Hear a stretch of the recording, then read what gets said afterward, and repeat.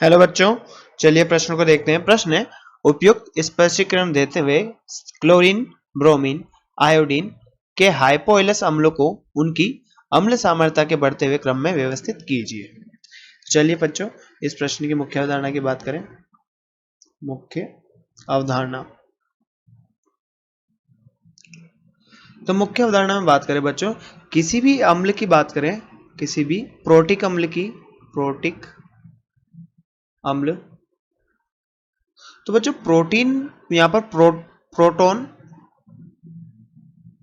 या फिर हम बात करें प्रोटोन के निष्कासन के बाद, निष्कासन के बाद जो बच्चों यहाँ पर ऋणायन बनता है, ऋणायन वो जितना ज्यादा स्थायी होगा वो प्रोटिक अम्ल उतना ही अम्लीय होगा। तो जितना ज्यादा स्थायित्व होगा,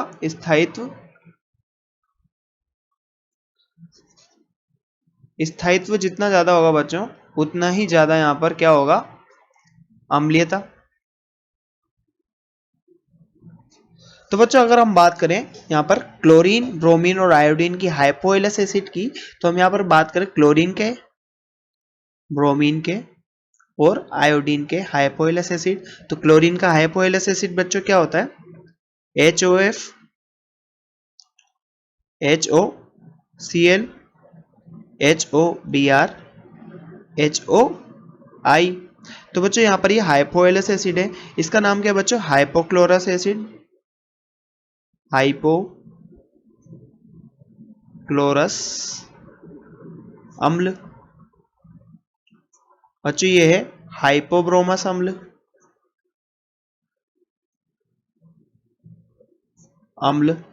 और बच्चों ये है हाइपो आइडोस, हाइपो आइडोस अम्ल। तो बच्चों ये क्लोरीन, ब्रोमीन, आयोडीन के हाइपोहेलस अम्ल हो गए। और इनके जब हम क्रम की बात करें बच्चों, यहाँ पर अगर इनकी अम्लीयता देखें, तो जब हम बच्चों इसमें से प्रोटॉन निकालते हैं तो इनकी अम्लीयता देखने के लिए हम क्या करते हैं, यहाँ पर ऋणात्मक आयन की स्टेबिलिटी देखेंगे। तो बच्चों यहाँ पर हम बोलेंगे कि जिसकी इलेक्ट्रॉन नेगेटिविटी जिस हैलाइड की ज्यादा होगी वो उतना ही ज्यादा अम्लीय होगा। तो बच्चों हम यहाँ पर क्या देखते हैं, हेलोजन की विद्युत ऋणता, विद्युत ऋणता देखेंगे बच्चों। अब बच्चों विद्युत ऋणता हम यहाँ पर देखेंगे, या विद्युत ऋणात्मकता, तो जितनी ज्यादा यहाँ पर विद्युत ऋणात्मकता या फिर EN बोल सकते हैं, जितना ज्यादा EN का मान होगा वो उतना ज्यादा क्या होगा, अम्लीय होगा। तो इसका अम्लीय सामर्थ्य भी क्या होगा, ज्यादा होगा। अम्लीय सामर्थ्य,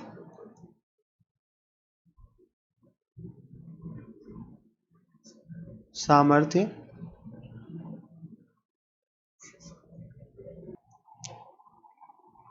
सामर्थ्य उतना ही ज्यादा होगा।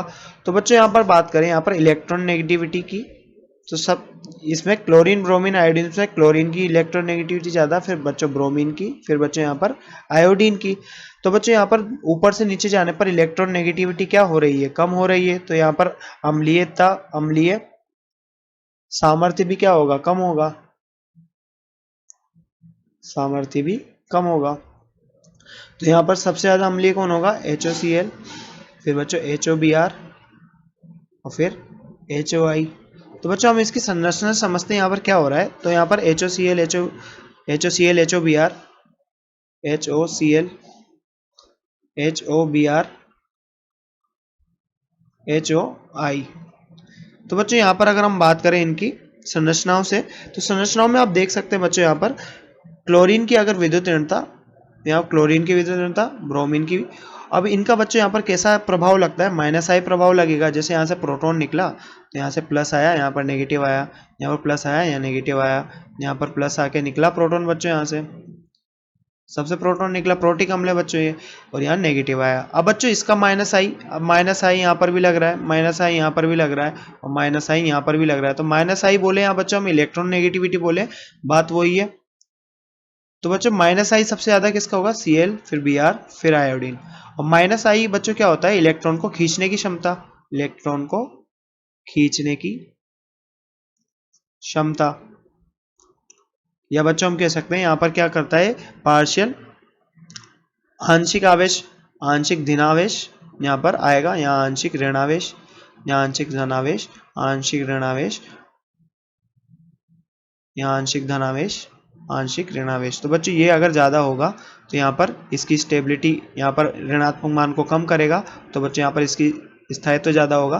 तो यहाँ पर फिर से हम अम्लीयता का क्रम देखते हैं, HOBr और HOI, ये बच्चों अम्लीय सामर्थ्य, अम्लीय सामर्थ्य।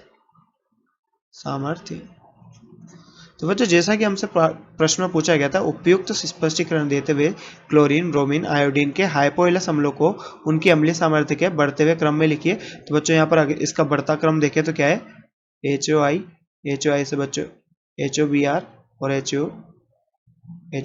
तो बच्चों ये इसका बढ़ता हुआ क्रम हो गया, जैसा कि हमसे प्रश्न में पूछा गया था। तो बच्चों आशा करते हैं आपको प्रश्न समझ में आया होगा। धन्यवाद।